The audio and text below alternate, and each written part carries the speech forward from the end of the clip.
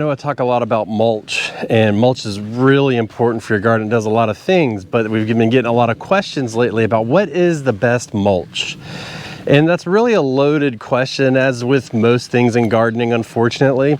So I've tried most mulches and I've had mixed results, but I'll go over the top mulches, or really all the different kinds of mulches, and I'll give you the pros and cons for them, and then we'll get into what's the best mulch, but it's probably not going to be the answer you want. So here's the garden in all of its glory, and the reason why we wanted to talk about mulch is because we're going to be adding mulch very soon. So our corn has germinated, so we'll be adding mulch in here.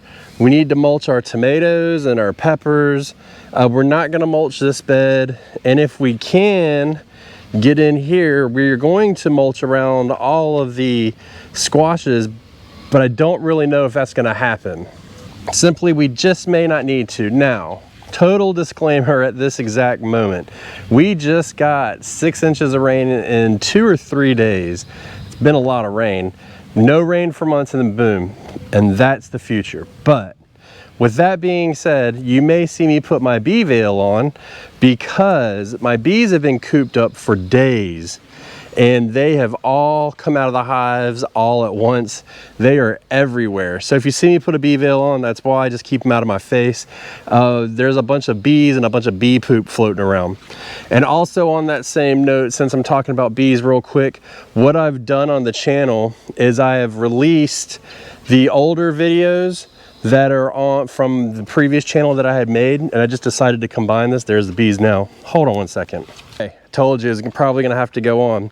And so what I'm doing is I'm doing that, but also what I'm working on right now is I'm working on 2 different series to coincide with that. And so what one of them is gonna be is just basically inspecting a good hive. We're gonna follow the progress of one healthy hive. And then I've got one hive, well, more than one hive, that's not doing the best, so we're going to do the process of bringing that hive back and bringing it back up. So we're going to do that side by side. Those are the new videos that you'll see. Other than that, there's going to be a couple that are older videos just to kind of get them out there and stuff that will help you in your journey. But on to mulch. So we use a lot of different mulch. This garden has had multiple types of mulch, and we've used it, we've taken it out, we've added to it. Now, if you've been watching the channel for any amount of time, you know that my mulch of choice is straw. So I did put a little bit of straw here, and you're gonna see all of these beds at some point get a load of straw in them. Does that mean it's the best? No, it doesn't. So let's just start in order. One of the most common ones people see are leaves. So leaves are really, really good. As a matter of fact, as far as nutrients go, they're right up there. They're the second one from the top. So leaves have a lot of nutrients in them. The trick with them is you get them in the fall, obviously, and you want to chop them up. So run a lawnmower over it, put them in a bucket and turn a weed eater on, something like that. If you want, you could sit there with those scissors and just chop them one at a time. Hell, I don't know. You can figure it out. But that's one of the best ones to do. It's free resource. A lot of times people just give them away. You can get them on the side of the road and all that stuff. And look, yes, people could be spraying stuff. I get it, I know. Let's just eliminate that from the conversation. You don't know if you're going to grab stuff from people's houses, what they're doing. So really the best bet is to collect it yourself from your yard, which is absolutely possible. And on the note of leaves too, yes, I know that if you leave them on the ground in the fall, the pollinators will use them to lay eggs and all that stuff. So I get it. But with all that being said, leaves are a really good option, and the trick is, like I said, to go ahead and chop them up and then put them in your garden bed in the fall so they can start to break down. If you don't chop them up, it takes a long time for them to break down, but they have a lot of specific nutrients, which I don't know off the top of my head, but they are one of the top best. Like I said, I believe in my book it would be the second best for adding nutrients in to your garden. If we do add leaves into our beds, typically what we'll do is we will chop them, we'll put them in the fall, and then we'll come right back behind them, and then we'll put fresh chicken manure on top of an empty bed in the fall.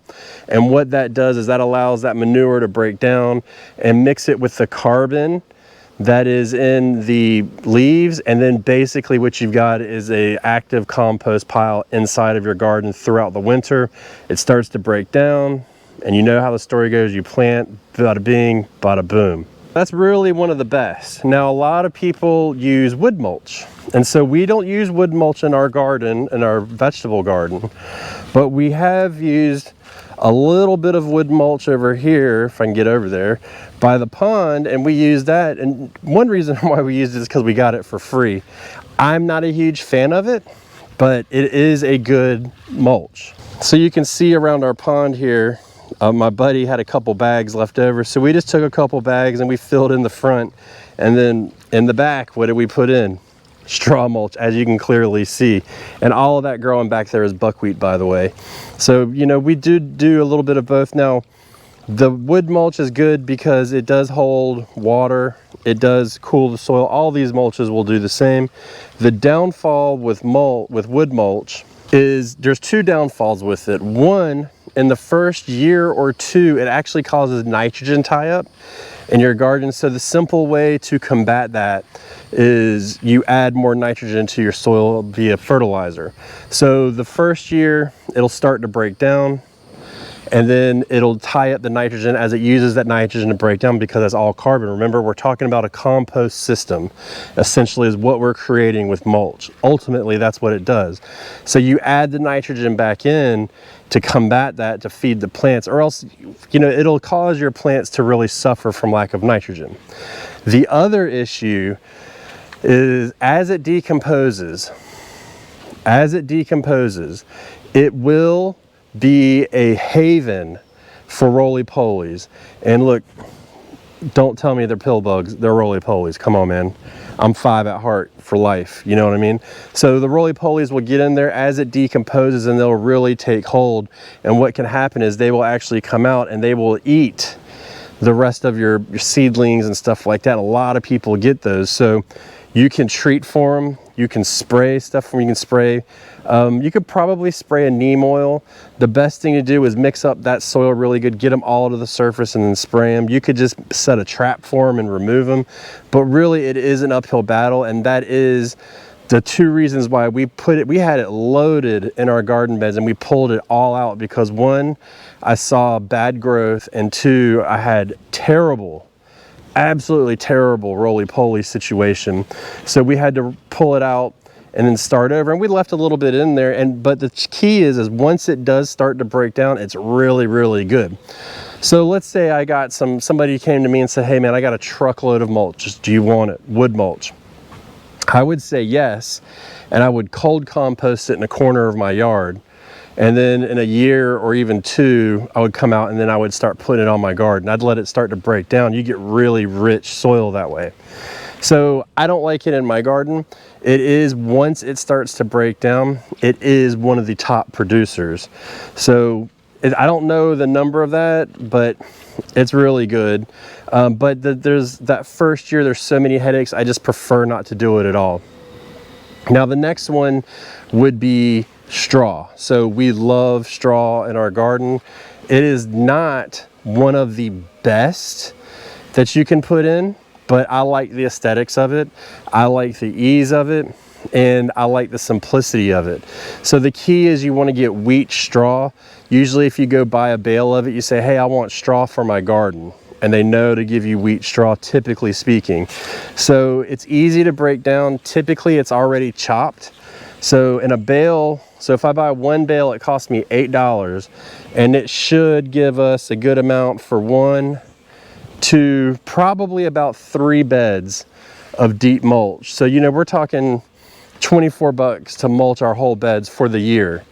And then the other thing with the straw mulch too is you can leave it out, and you can just set a bale out in your yard. It'll start to rot, and then you can still put it in. It's already starting to break down, and it works really good.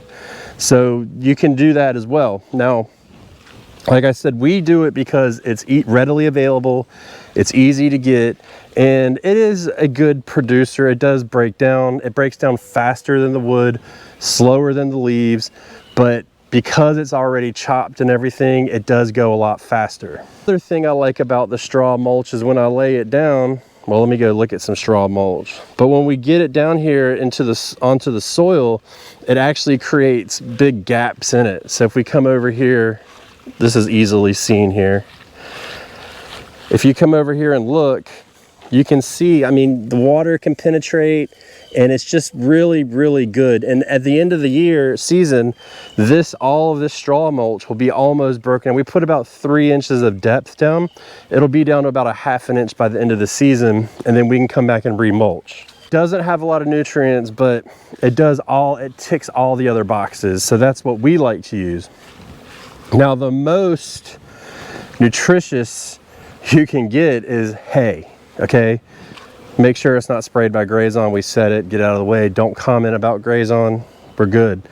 But it has a lot of nutrients in it. The one downfall is it has a lot of seeds in it, so you are gonna have to weed it. Now, with the wheat straw, we do get some seeds, but it's nowhere near as bad.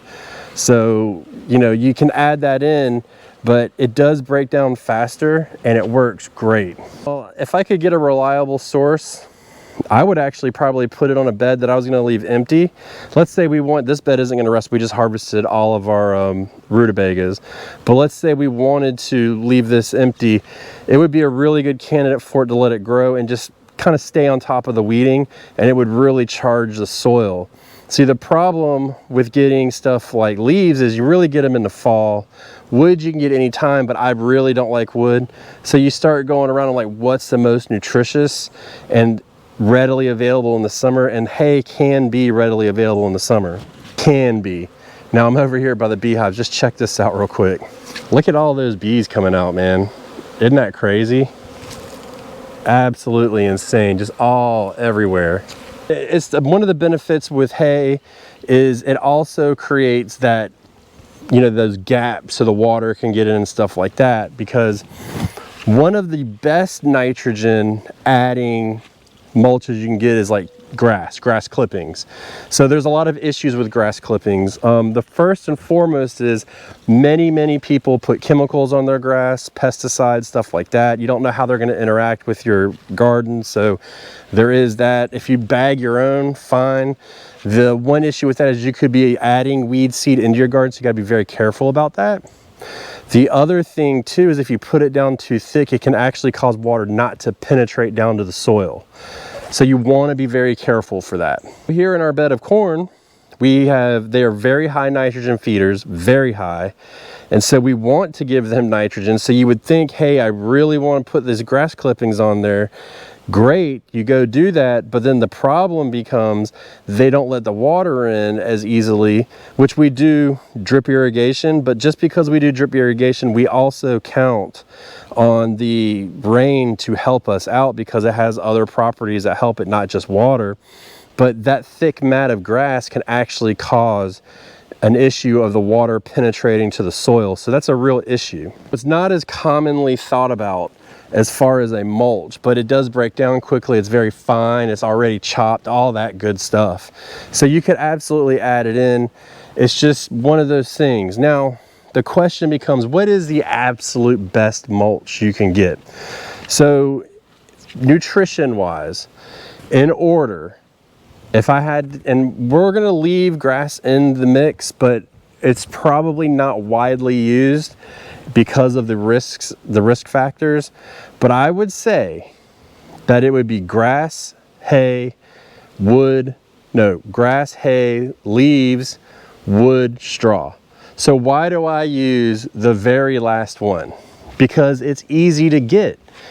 The fact of the matter is, who cares what's adding back into the soil? Just get it onto the soil. If you're worried about water retention, get it onto the soil. If you're worried about nutrients, get it onto the soil. So this is left over from last fall, and this was a nice deep, and this is all that's left. Look how it's all rotting and just starting to go. You know, we're starting to get stuff to grow.